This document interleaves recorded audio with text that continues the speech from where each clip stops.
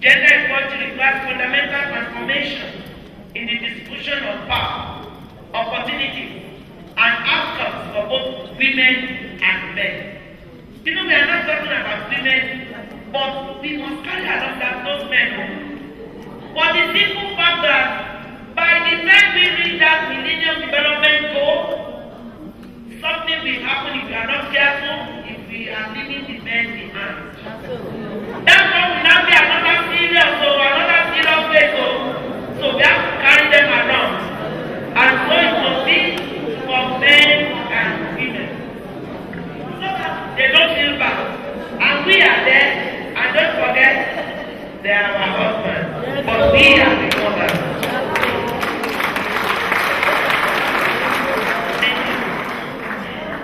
And so, we have to say, if MDG strategies vow to truly overcome inequalities based on gender, they must tackle the persistent underlying social norms that restrict women from accessing healthcare and education opportunities and exclude them from economic and political spheres. You know, in this part of the world, in Africa generally, what they think is that women's place is in the kitchen. And they believe, and there are still some areas that they don't want to educate the girl child. They are still very rampant. But there are some parents that say, I've educated my girl. What is it? In fact, I came from that area where they say, during our time, no, they will concentrate on the men. But here I am today, and I thank God for my life. And my father, before he died, was always proud of me. And said that. And so we have to work and realize that those areas are still there. And so, where the restriction of women from accessing all this education or healthcare or even doing things, the great opportunities, we must address it, including politics of our time. Equalizing available resources between men and women is necessary, but it's not sufficient.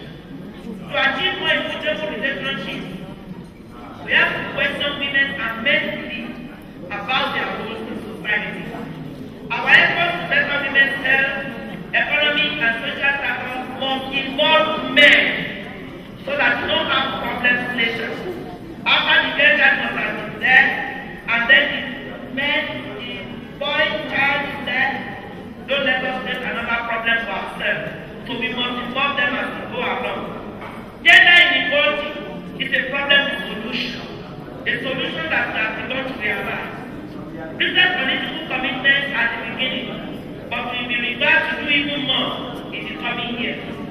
Only when national governments, multilateral institutions, and civil society organizations commit with funding and action, not only with funding, action, to change the social norms that perpetuate gender inequality, we hasten progress towards the MDGs Goal 3 and the remaining Millennium Development Goals. To put it succinctly, we can achieve gender equality by educating girls, increasing literacy rates among women, increasing early childhood development interventions, increasing women's labor force participation, and strengthening labor policies affecting women, improving women's access to credit, loans, and other resources, promoting women's political rights and participation, and expanding productive health programs and family support policies. All these is what we can achieve gender equality by putting this in practice. In Nigeria, our own dear country, advocates of women empowerment have also identified key issues to be explored by policymakers. And I'd like to mention some of these issues. The issues are: 1. Legal reforms guarantee equal rights of women to ownership, property, and financial control. Social reforms to enforce humane treatment of women and their proper participation in the development of their families and communities. 2. Development of special entrepreneurial initiatives that focus on unbiased participation of women in gainful enterprise make adequate allowances for their social, cultural, economic, and legal constraints. 3. Withdrawing budgetary allowances and state expenditure outlays to specifically improve gender equality and promote increased participation of women in new and existing entrepreneurial activities. 4. Enhance collaboration between women and financial policy and aid agencies through innovative models that take their lack of formal training and business expertise into account. 5. Minimize failure rates for enterprises involving women through ongoing technical and financial assistance with inbuilt frameworks for efficiency monitoring and continuous upgrade. 6. Improve communication and cooperation between women entrepreneurs across related sectors to assist creation of resource pools and sharing of expertise and technical support. We can do this through advocacy. Improve accountability on women's issues at both state and federal levels through objective assessment of official programs. Strengthen national statistics and planning offices' capacity to collect, analyze, and use statistics on use and access to services by women and men. While these points are by no means exhaustive in terms of the issues facing Nigerian women, but they do outline in broad strokes the efforts necessary to successfully empower and include them in the process of sustainable growth. I now conclude. Empowerment of women is a challenge which we all must face for the betterment of our nation. Since the role of women both in the socio-economic and political development of our nation has been given its due recognition as country, it is incumbent on all to strive towards giving the women all they require to deliver the tasks which have been assigned to them. This is an age where women can no longer be confined to the four walls of their homes. Their voices should be heard and respected in the decisions and policies that affect their lives and society at large. Thank you for listening to me, and I want to let you know that with WILAT President said, you have a very good leadership. Thank you. A very good dynamic woman that moves mountains everywhere she goes. And so therefore, I want all of us, as she rightly said, all women have belong to WILAT. And I know we all belong to WILAT because we have carried out babies in our home. We have practiced them in our home. Thank you so much. We shall all up WILAT and long live WILAT. Long live Federal Republic of Nigeria. Long live all of us. Thank you and God bless you.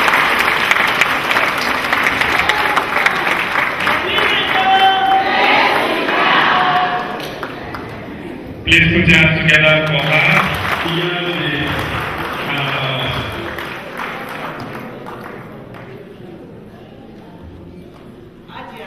Distinguished ladies, the distinguished Senator Grace Folashade Beck, Commander of the Order of the Niger, CON.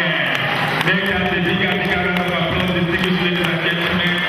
That is her. You found her name, you see her on TV. That is the Senator Grace Folashade Beck, Commander of the Order of the Niger, CON.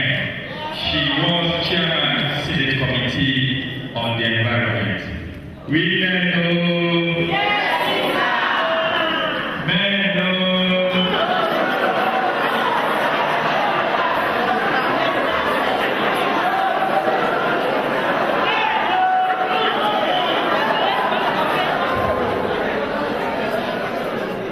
I am going to pause very soon. I will pause from my husband. Okay, let's do something. Let's see the fastest figures. Just this morning, 1 minute. Fastest figure. Let's see if it's a man or a woman. And if it's a maritime or ship, that was born by the Charter Ministries of Logistics and Transport Nigeria on 12th June 2010. To be nurtured by all. This baby that has grown to the level we are today was conceived of at an international conference of the Institute in Malta, when an observation was made by me on the few women in attendance at the conference. Now, if you look at the picture there, 4 robots, it's not too clear, but then 4 robots were the members that attended the conference, where there were about over 200 men. This observation was taken seriously, and members were advised to encourage women in their various countries to be more active in activities of the Institute, and to also encourage women in the sector generally to join the Institute, as this will enable them enjoy the benefits of membership, especially the career progression of young members and the networking opportunities. ETC for all. 3 female members, one of whom is now the international president, Dr. Dorothy Chan, and myself had launched and discussed the issue further. We were convinced immediately to go into action when we got back to our countries. As a female representative in the Council of the Institute, I initiated this group, Women in Logistics and Transport, WILAT Nigeria.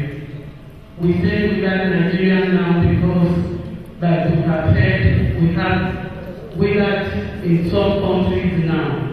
So we cannot claim just WILAT. With the approval of the then National President, Professor Michael Filani, and the CILT Nigeria Council. WILAT Nigeria is voluntary, but solely dependent on membership of the Institute. All WILAT members are affiliated upon necessary registration. Membership can be for mentorship or for career progression. This is because we find that women in the sectors that have already reached the peak of their career will not start again, to begin from the beginning. And so they come in as mentors, like my Yalo mentioned earlier. Mentorship is very important for continuity. We must reach out to the younger ones. And so if WILAT is in existence, we need mentor members that will keep up the spirit. Now, but upgrading is purely optional for the mentor members. Some people may decide to, improve on themselves and never think it's too late. It is optional, but compulsory for those interested in career progression. Women in the sector are encouraged to join and reap the benefits of both the Institute and the female group. These benefits include serving as a pool for competent women that can feed into government, gender programs and policies in the industry. WILAT Nigeria certainly will maintain the directory of all members, both retired and in active service, for use as the need arises, as advised by the Honorable Minister of Women Affairs. Serving also as a platform for sourcing, grooming, and sustaining women in the male-dominated industry. Serving as a professional female voice for the industry, who did not say anything or have a table down there for them. And then the ministry, definitely we can see them. So we have this, like this forum now is meant for networking, and then serving as a platform for networking with similar female groups within and outside Nigeria. We have other groups that are not in this sector. We can network with them as one body, and then of course with similar groups outside the country. Serving as an anchor for women through work life and during retirement. Serving as a transport enlightenment group in homes and public places, e.g. markets, hospitals, motor parks, etc. Because all this is voluntary, we just want to add value to whatever the government has in place. Serving in the area of policy recommendations to government on gender issues in transport. As a professional body, of course, we will be there if we speak. Let me talk a bit about who the women in logistics and transport are and the nature of our duties, so that our guests here can appreciate us more. Of course, every woman is involved in one form of logistics or the other. Like Yalo said, the first movement of a child started in the woman. We start monitoring from the one that we're pregnant, we monitor if the baby is moving well or not, and that is movement. Whether we like it or not. Nature has placed it, that responsibility on us to be involved in movement of the baby. So let me go to talk about the women who work in the sector. Now that woman who works in the factory is one. That freedom pilot, captain, who goes to the sea to sail a ship or flies a plane is one. That military woman who defends her country is one. That woman who drives a truck or taxi is one. That woman who works in the logistics and transport related company, e.g. manufacturing, packaging, distribution, road, rail, maritime, aviation, the pipelines, the people in the oil and gas sector, they're all women in logistics and transport. And then those freight forwarders, including service providers to such companies, government agencies, connected to logistics and transport are all women in logistics and transport. That woman on the street in her uniform, directing traffic and decongesting the roads in the sun and even at night is one. That woman that is at the shipside in the port 24 hours discharging and loading the vessel by tying and taking records is one. That female doctor, lawyer, pharmacist, etc., working in and providing services to companies and agencies in this sector is one. That female lecturer and facilitator of logistics and transport is one. That Indian woman whose area of coverage is logistics and transport is one. These and others that may not have been mentioned are all the women in logistics and transport. Why? Because transport, we all know, is a system well connected. Anybody that we meet along the way in the process of carrying out our duties must appreciate the four laws of logistics, or the 4 R's of logistics, getting goods and people to the right place, to the right, in the right quality, the right cost, and of course, the right. These are not yes. So we work in operational areas that are very challenging. Some working conditions are key into 24 hours operations existing in male-dominated sector, operating dangerous machines, plants, and equipment, working in insecure and unsafe environments. When you work, you are in road transport, you know what I mean. We, the people in aviation, you know what I mean. We, at the force, the rail, all these are very unsafe environments. And yet we, as women, the men, have to, find ourselves there. Now, I'm sure you will all agree with me that women in this sector deserve support, empowerment, and recognition. Coming together of these women,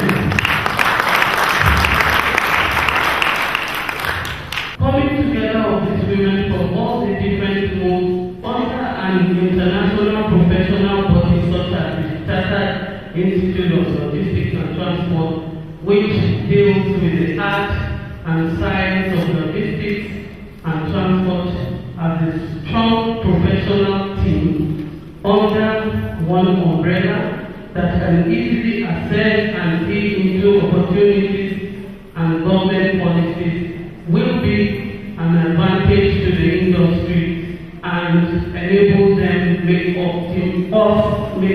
optimal contribution to development. The Chartered Institute of Logistics and Transport was founded in 1919 and has an international network of over 30 countries, with Her Royal Majesty the Queen of England as its grand patron. Now, this photograph there was at the UK International Conference, where Princess Anne represented her mom, and the then international president, Professor Adam WILAT, was introducing WILAT Nigeria to her. That is me sitting back in the camera. Yes.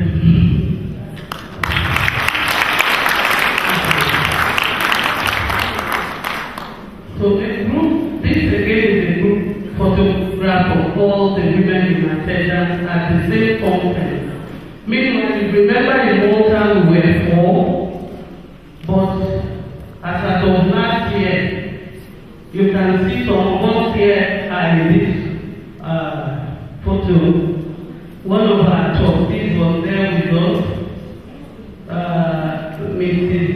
Lizzie Abuja, the managing director of PTOL. Please pardon me to recognize her at this point.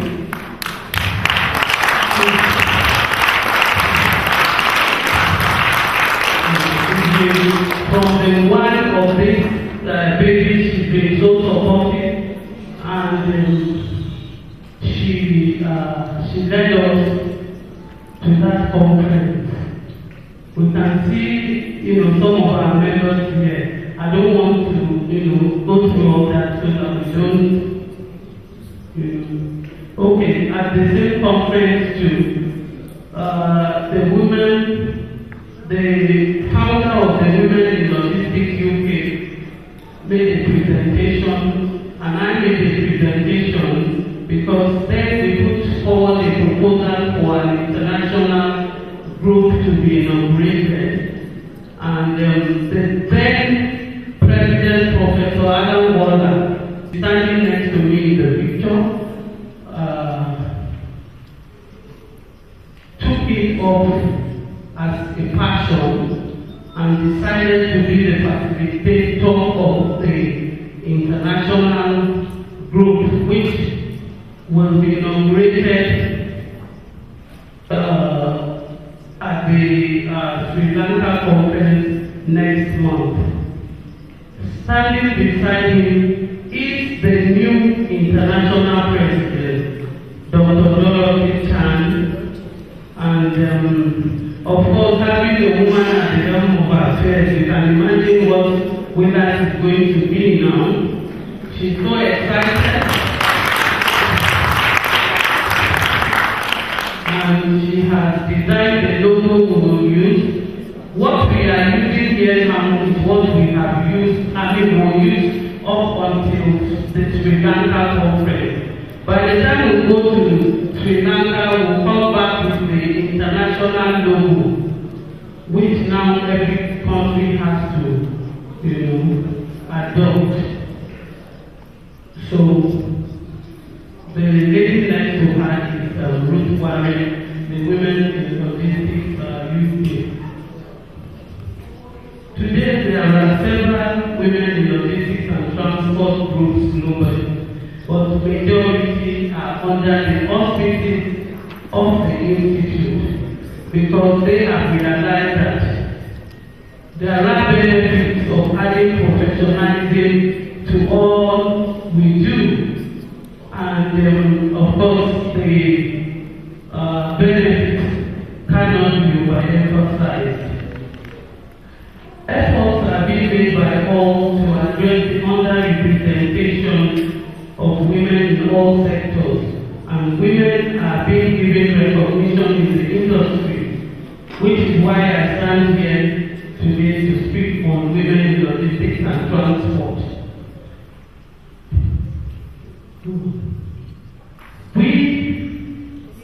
We, the women from aviation, maritime, railway, pipelines, transport, training institutions, and logistics, including the military, are one family under the auspices of the Chartered Institute of Logistics and Transport to ensure the career progression of women and to encourage networking activities in the sector to enable us to make optimal contributions to development.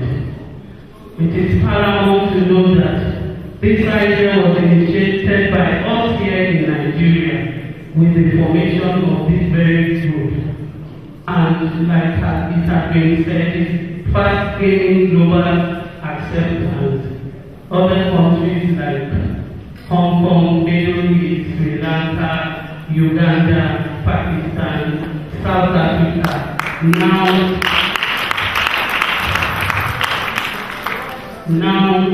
have women, their own women in logistics and transport groups.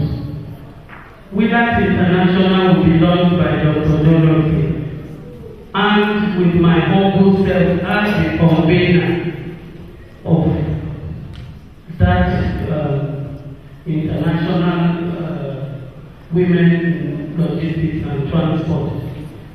WILAT Nigeria has a board still open for inclusion of more members, consisting of very eminent personalities, with the Honorable Minister of Women Affairs as the board chairman from its inception.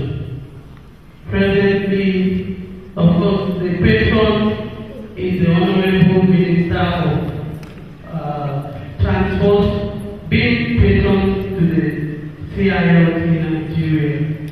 Members of the board are Princess Vicky Hastor, Executive Vice Chairman, ENL Consortium, Mrs. Lizzie Obude, Managing Director, Ports and Terminal Operators Limited, Mrs. Pauline Samuel, CEO, ISO Resources Limited. She's a member of NATO from the road sector. Let me just mention here that it's so unfortunate she lost her husband 2 months ago. So she's not able to be here with us. Brigadier General Olati, please can you stand up for recognition when I call your name? Please.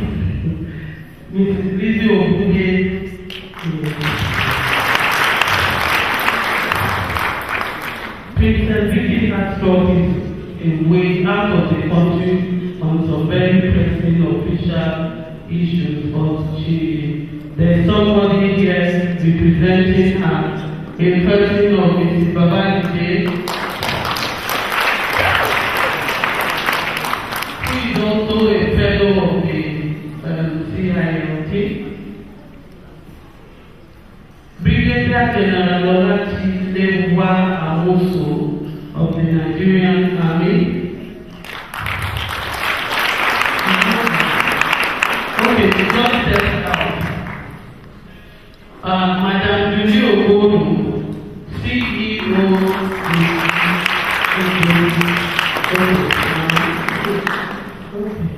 and my humble self.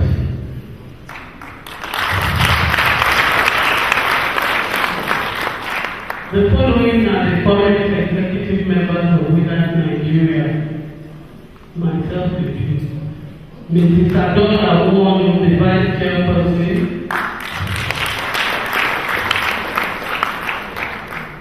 Mrs. Stella Amedu, the Secretary. Mrs. Kalista Okebu, Assistant Secretary. Mrs. Juliana Saka, Financial Secretary. Mrs. Mary Hammond, Treasurer. Mrs. Harirat Mohammed, Welfare. Mrs. Chinyelu Ifeyiwa, she's on the registration table, which is Assistant Welfare Secretary. Mrs. Rosemary Dwamon, the PRO is not here because she's out of the country. Hajia Aziza Maina, I don't know if she's here yet. Okay, she just stepped in. For the floral guests, we insisted on the military provost so that we can have order in the group. You know, because when you see a gathering of women, we need real. So that's why we have our provost. And all this, the team have worked hard seriously, which is why, you know, today we are able to, you know, be established and live. The following programs are earmarked and are already being carried out by WILAT Nigeria. The annual Women in Logistics and Transport Day today. This is the main one, this is the first one. But it's going to be an annual event.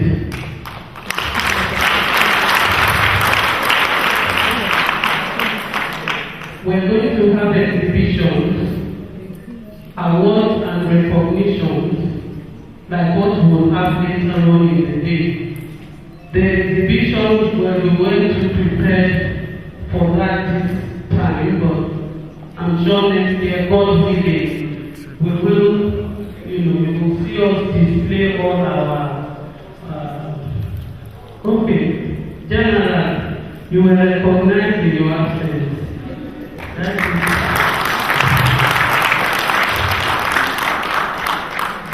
Okay, so we'll have again presentations on current challenges of the transport industry and gender issues in transport. Like later on, we're going to have presentations from people here from very, very highly placed women in the industry. Empowering and mentoring female students and young women in logistics and transport. We have a committee who is in charge of getting all the students, and we want to catch them young for the sake of mentoring. And I have Mochuku Ogomo here. She's not in. Okay, she is the committee head. She works in LASU. Then we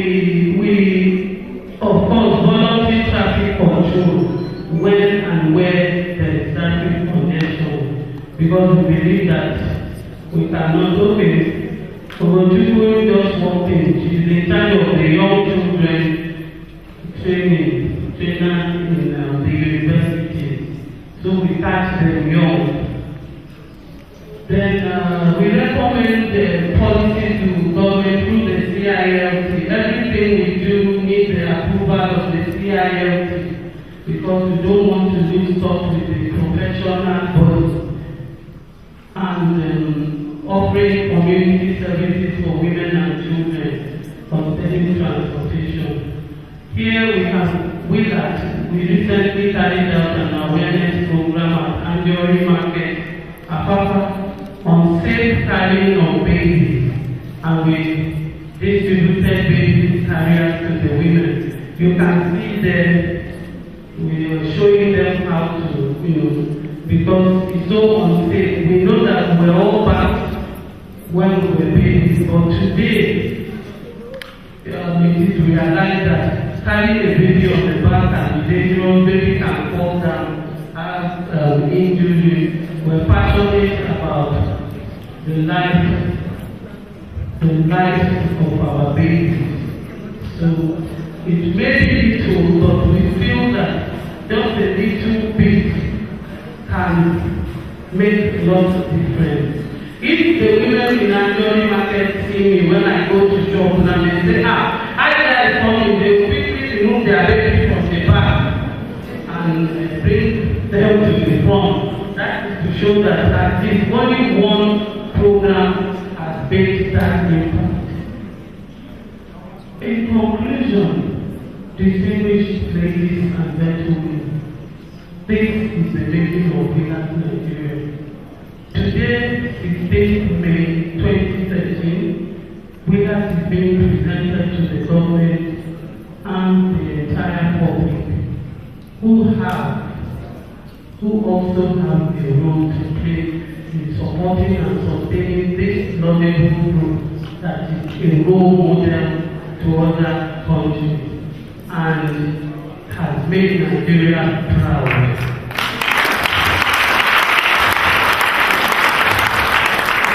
WILAT has a website. You can see www.wilatnigeria.org, and we have an email address, wilatnigeria@gmail.org.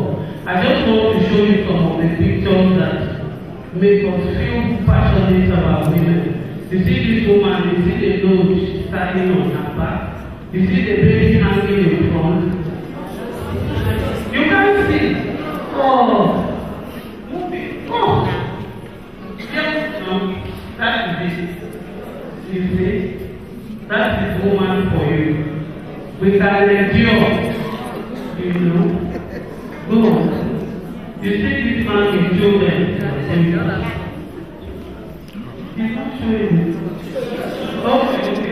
Okay. So you see that man with how many children? Yes, how many children on the motorbike? And 6 children. Maybe later you can ask questions. You see those children again in that game, all alone, nothing to secure them at all, very unsafe. So, see the pregnant woman with the load on the motorbike and no helmet. No. See that man on the bicycle with the baby behind. No. You see, because of attitudes and poverty, see that vehicle. See what the vehicle is carrying. Then look at the train. The women in the train may tell us more about this, about this picture we are looking at. See all the people on top, under, everywhere. Okay, I think that you now can appreciate why we are passionate, because as mothers, we are concerned about the lives of everybody, the safety, security of people as they move with their goods. We women in this sector, we have decided to team up and see what we can do. So, ladies and gentlemen, WILAT is everybody's one. Let's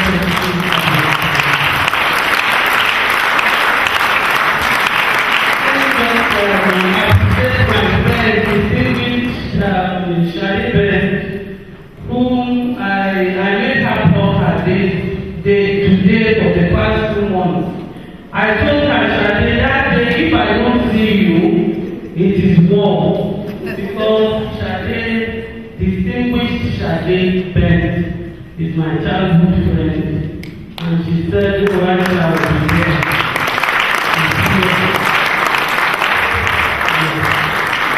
And then my little sister, Justice Coker, she's my sister because her mother put me through all this.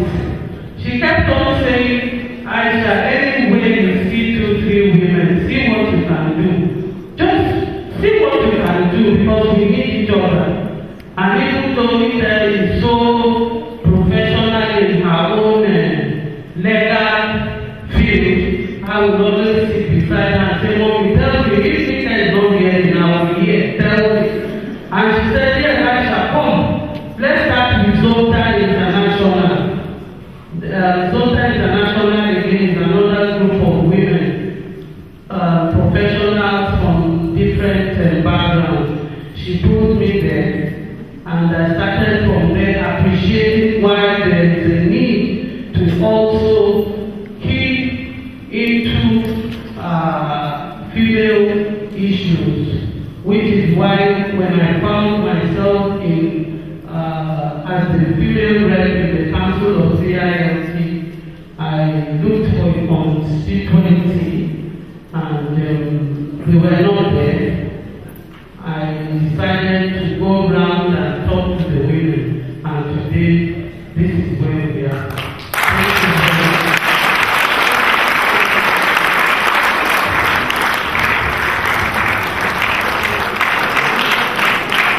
Thank you very much. Founder and chairman WILAT. Time after is not last time, so we're going to move fast now. Shortly we'll be going for secret just in a few minutes, so that we'll have the opportunity of mingling and of course stretching our legs. But before then, and it's going to be just 15 minutes, and then we'll go for secret. We'll be taking just one more presentation. It is titled Integrating Women in Maritime Industry in Nigeria. Integrating Women in the Maritime Industry in Nigeria.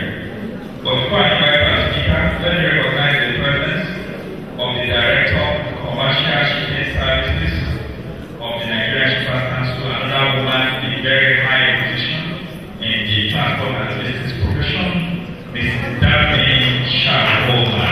She is the Director of the Nigerian Shippers Council. You are most welcome. Captain Adamudi, former CEO of the Nigerian Shippers Council, is a strong supporter of women in the shipping sector. He is not here, but his wife is here this afternoon, and we have to recognize Hajiya Aisha Biu. Hajiya Aisha Biu.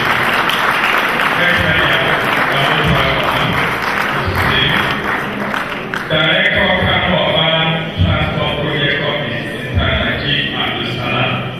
Mr. Abdulsalam, you are most welcome to our recognized. Our speaker